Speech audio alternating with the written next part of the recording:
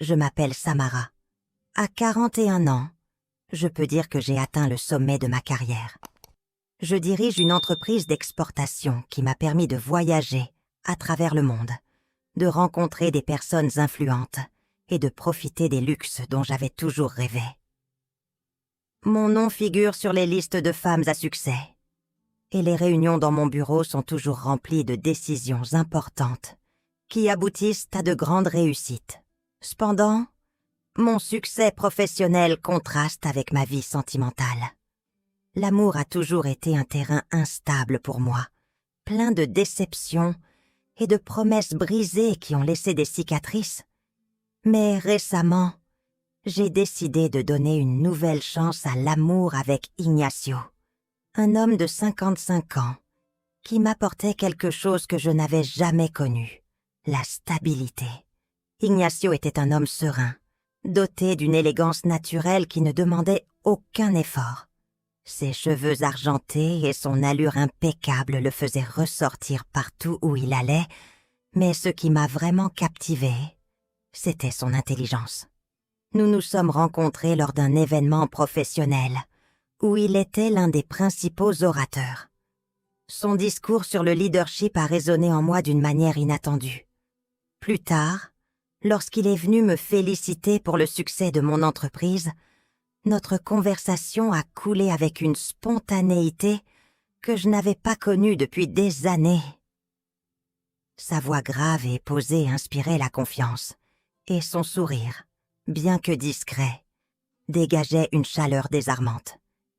Dès cette première rencontre, nous avons commencé à nous voir plus fréquemment. Ignacio n'était pas comme les hommes que j'avais connus auparavant.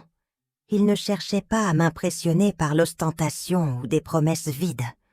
Au contraire, sa présence était réconfortante, comme un refuge au milieu du chaos de ma vie professionnelle. Il avait bâti une carrière solide dans le monde de la finance, mais à la différence de beaucoup dans ce domaine, il ne laissait pas son travail le consumer. Il savait équilibrer sa vie d'une manière que j'admirais profondément. Avec lui, j'ai appris à apprécier les petits moments. Un dîner tranquille, une promenade au coucher du soleil ou simplement partager un silence confortable. Avant de continuer à découvrir les expériences quotidiennes et les moments qui ont marqué la vie de ces femmes, abonnez-vous pour ne manquer aucune histoire et likez cette vidéo pour nous soutenir. Nous vous attendons à chaque nouvel épisode. Maintenant, poursuivons. Tout n'a cependant pas été facile. Ma méfiance, due à mes relations passées, s'interposait parfois entre nous. Certaines nuits, je me demandais si je méritais vraiment quelque chose d'aussi bon, si je n'étais pas destinée à répéter les erreurs du passé. Mais Ignacio savait toujours comment me rassurer. Avec patience et compréhension, il m'a montré que l'amour n'avait pas à être compliqué ni douloureux. Il n'essayait pas de me changer, ni de m'exiger plus que ce que je pouvais donner. Il était simplement là, solide et constant. Au fil du temps, j'ai commencé à remarquer des changements en moi.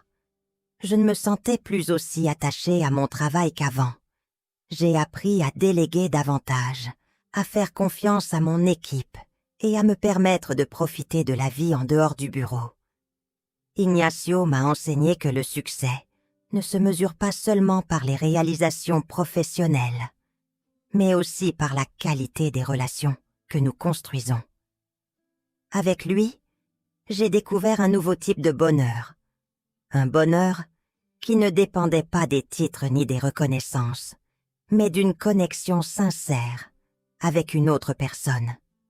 Aujourd'hui, en regardant en arrière, je réalise que ma vie a pris une direction que je n'avais jamais imaginée. Bien que je sois toujours fière de ce que j'ai accompli dans ma carrière, je sais que mon plus grand triomphe a été de m'ouvrir à l'amour à nouveau. Ignacio ne m'a pas seulement apporté la stabilité, il m'a aussi aidé à me redécouvrir. Ensemble, nous avons construit quelque chose qui va au-delà des attentes. Quelque chose qui me fait croire qu'après tout, l'amour peut être aussi gratifiant que toute réussite professionnelle. Et cela, pour moi, n'a pas de prix.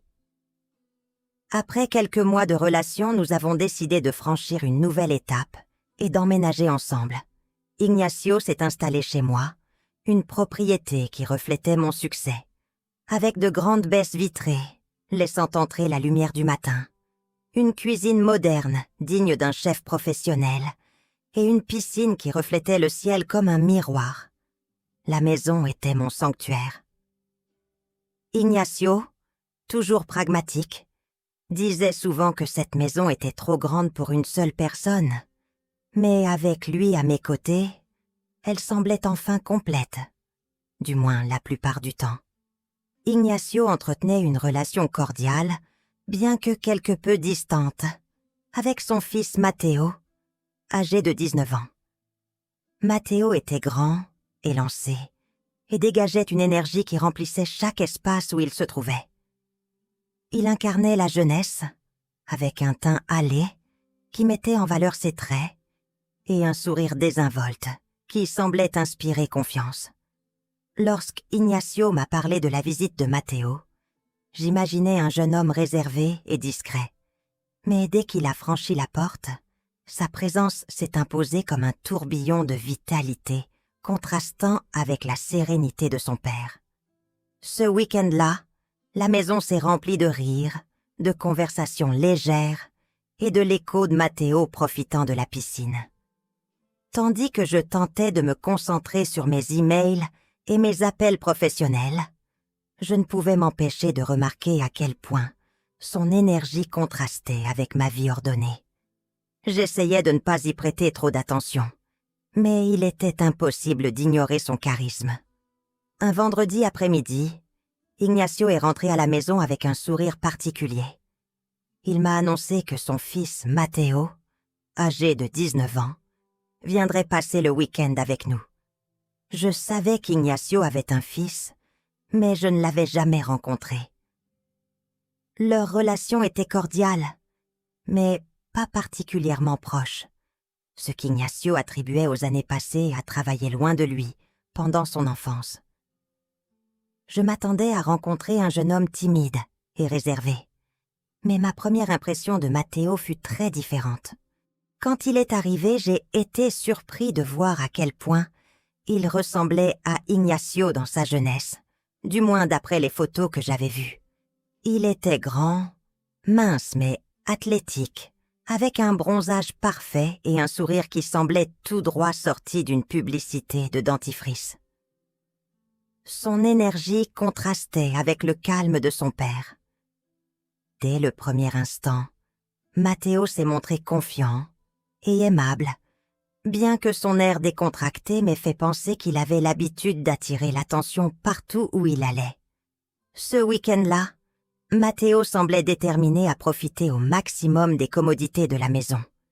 Il passait la majeure partie de la journée dans la piscine, bronzant avec des écouteurs sur les oreilles et un livre qu'il ne semblait jamais vraiment avancer. Je l'observais de temps en temps, depuis la baie vitrée de mon bureau, où j'essayais de me concentrer sur des emails et des rapports. Cependant, sa présence était difficile à ignorer. La première nuit après son arrivée, je me suis réveillée vers minuit avec soif. Je me suis dirigée vers la cuisine pour prendre un verre d'eau et, en passant devant la porte de la terrasse, j'ai remarqué que la lumière de la piscine était toujours allumée. Curieuse, je suis sortie.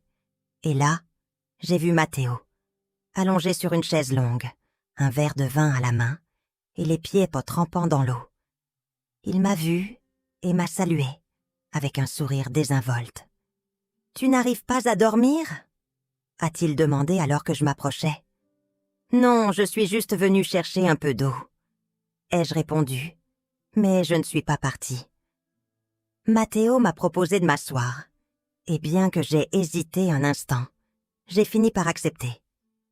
La nuit était douce et la brise agréable. Nous avons commencé à parler de choses anodines au début. Le temps, la piscine, ses études. Mais peu à peu, la conversation est devenue plus personnelle.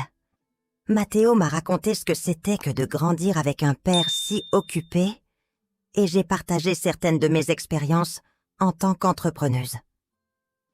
Il y avait quelque chose dans sa façon de parler, un mélange de maturité et de jeunesse, qui me mettait à l'aise. Le lendemain, j'ai parlé avec Ignacio. Je lui ai dit que j'avais besoin de temps pour moi, que je devais réfléchir à notre relation et à ce que je voulais vraiment. Ignacio, toujours compréhensif, a accepté mes paroles sans poser trop de questions. Il savait que quelque chose n'allait pas, mais il a respecté mon besoin d'espace. Au cours des semaines suivantes, je me suis éloignée de Matteo et d'Ignacio. J'avais besoin de temps pour réfléchir, pour comprendre mes sentiments et pour prendre une décision. Ce fut une période difficile, pleine de doutes et d'incertitudes, mais aussi de clarté. Je me suis rendu compte que, bien que j'aimais Ignacio, ma relation avec Matteo avait changé quelque chose de fondamental en moi. Finalement, j'ai pris une décision. Je savais que je ne pouvais pas continuer à vivre dans le mensonge, que je devais être honnête avec moi-même et avec les autres. J'ai parlé avec Ignacio et je lui ai tout raconté. Ce fut une conversation douloureuse, pleine de larmes et de reproches, mais aussi de compréhension. Ignacio, bien que blessé, a compris ma situation et a accepté que notre relation touchait à sa fin. Après cette conversation, j'ai quitté la maison qui avait été mon refuge. Ce fut un processus difficile, rempli de souvenirs et d'émotions contradictoires. Mais je savais que c'était la bonne chose à faire. J'avais besoin de recommencer, de reconstruire ma vie et de trouver mon propre chemin. Matteo et moi sommes restés en contact, mais notre relation a changé. Nous n'étions plus des amants clandestins, mais deux personnes qui avaient partagé quelque chose de profond et qui essayaient maintenant de trouver leur place dans le monde. Avec le temps, notre relation s'est transformée en une amitié, un lien qui, bien que différent, restait important pour nous deux. La vie a suivi son cours et, bien qu'il y ait eu des moments difficiles, il y a aussi eu des instants de joie et de croissance.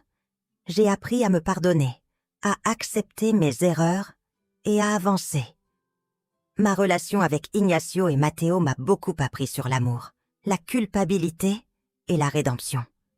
Ce fut une expérience qui m'a changée à jamais, mais qui m'a aussi rendue plus forte et plus sage. Aujourd'hui, en regardant en arrière, je vois ces années comme une étape importante de ma vie, une période qui m'a appris beaucoup sur moi-même et sur les relations humaines. Bien qu'il y ait eu de la douleur et de la souffrance, il y a aussi eu de l'amour et de l'évolution. Et au final, c'est tout ce qui compte vraiment. La maison, avec ses grandes baies vitrées et sa piscine reflétant le ciel, reste un symbole de mon succès, mais aussi de mon voyage personnel. Chaque recoin garde des souvenirs, certains douloureux, d'autres remplis de joie. Mais tous font partie de ce que je suis aujourd'hui. Une femme qui a appris à aimer, à pardonner et à aller de l'avant. Ignacio, bien que blessé, a trouvé son propre chemin. Notre relation a pris fin, mais le respect et l'affection que nous avions l'un pour l'autre ont perduré. Avec le temps, nous avons tous deux trouvé de nouveaux partenaires et reconstruit nos vies. Matteo, de son côté, a suivi sa propre route, explorant le monde et trouvant sa place. La vie est un voyage fait de hauts et de bas, de décisions difficiles et de moments inoubliables. Ma relation avec Ignacio et Matteo a été une partie essentielle de ce voyage. Une étape qui m'a beaucoup appris sur l'amour, la culpabilité et la rédemption. Bien qu'il y ait eu de la douleur et des souffrances, il y a aussi eu de l'amour et du renouveau. Et au final, c'est tout ce qui compte vraiment. Aujourd'hui, en regardant en arrière, je vois ces années comme une étape importante de ma vie. Une période qui m'a appris beaucoup sur moi-même et sur les relations humaines. Bien qu'il y ait eu de la douleur et de la souffrance, il y a aussi eu de l'amour et de l'évolution. Et au final, c'est tout ce qui compte vraiment. La maison, avec ses grandes baies vitrées et sa piscine reflétant le ciel, reste un symbole de mon succès, mais aussi de mon voyage personnel. Chaque recoin garde des souvenirs, certains douloureux, d'autres remplis de joie. Mais tous font partie de ce que je suis aujourd'hui, une femme qui a appris qu'à aimer, à pardonner et à aller de l'avant. Merci de nous avoir accompagnés dans ce voyage émotionnel. Rappelle-toi que ton soutien signifie beaucoup pour nous. Si cette vidéo t'a plu, n'hésite pas à mettre un like et à la partager. Nous avons encore beaucoup d'histoires passionnantes à raconter. Ne les manque pas. Abonne-toi et active la cloche de notification. À la prochaine.